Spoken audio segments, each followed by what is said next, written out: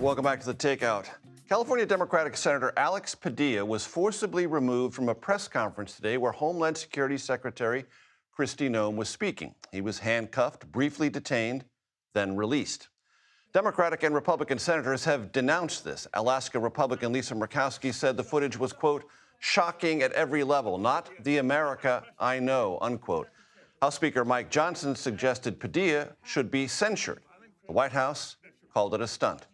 As for Secretary Noem, she called the episode inappropriate, that's a quote, but later met with Padilla and said the two exchanged phone numbers. Carter Evans was in the room, and he joins me now.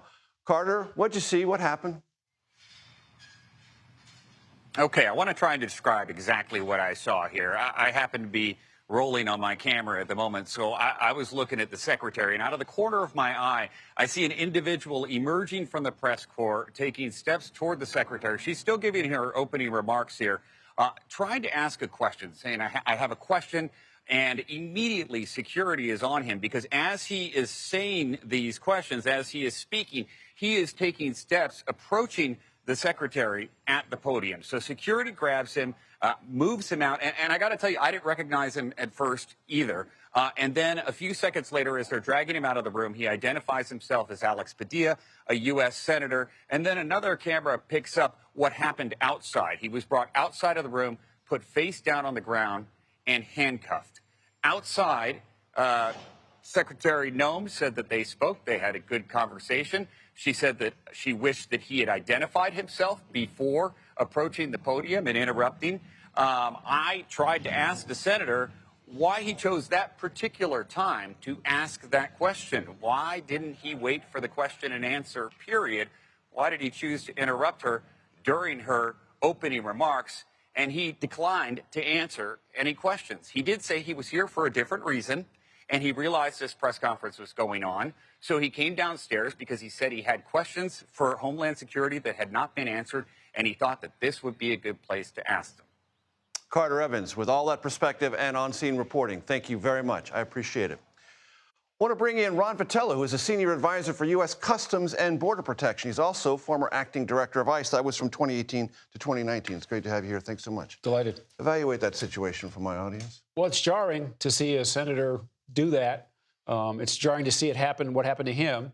On both sides, it's jarring. It is. It is. What I heard, the media reports after was that the detail didn't know who he was. I think there's some important context there, right? She's in the continuity of government, so she travels with the Secret Service-like detail for dignitary protection. And the initial reports say that they didn't know who he was. He was yelling and charging the stage, if you will, and they acted as they're trained. Is there anything about the training that suggests, and I know this is not your exact area of expertise, but in general, if someone says, I'm a U.S. senator, then you start moving back and de-escalate the situation? I doubt it. I don't know. I mean, how would they know? If they didn't recognize him as the senator, I could say I'm the president of the United States, right? Who would be able to verify that? Well, most people would have been able to handle that one. I think we and I would agree. But let's move on to the broader context. This is becoming an inflamed conversation in our country that puts those who are with ICE or Border Patrol into some measure of risk and jeopardy. It also puts citizens in risk if they're protesting and bad actors come in to interfere. Is there anything that you see in this scenario that can or should be de-escalated? The propaganda. Whose? The people that are trying to convince Americans that being in the country illegally is not a crime. You have a lot of the media, present company excluded, but a lot of the media, a lot of the left are saying that this shouldn't happen. That we had the leader in the House a couple of days ago said that this was an overreach. The men and women on the front line are doing the job that they're hired to do. They're enforcing law that have been on the books for quite some time. And Hakeem Jeffries and other people in the House that are decrying what's going on and saying it shouldn't happen and saying that it's an overreach actually fund the activity of ICE and the detention centers and the officers and the fugitive operations that are out there. It's very stressful for the front line, quite dangerous, and their families deserve better. The president said today on social media that changes are coming, that there should not be widespread immigration enforcement on agricultural areas and in the leisure industry, meaning hotels and restaurants specifically. So those people are illegal. The president's acknowledged they're illegal, but he said, well, maybe we should use a lighter approach there. Is that propagandistic? I haven't seen the remarks. I've been out of the office today, so I'm not exactly sure what he said or in what context. But the men and women that were there, when this all started, ICE was in Los Angeles for a very specific reason. They had, on day one of that operation, 77 targets. People who were in the country illegally have also committed heinous crimes against the citizens of Los Angeles or that area.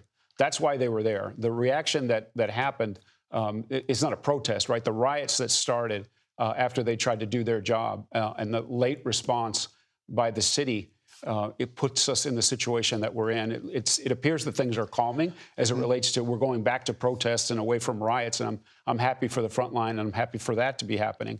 But that's the problem. People are trying to convince Americans that we shouldn't be doing this work. And to that point, the White House, through Stephen Miller, has set a goal, if not a quota, of 3,000 immigration arrests per day.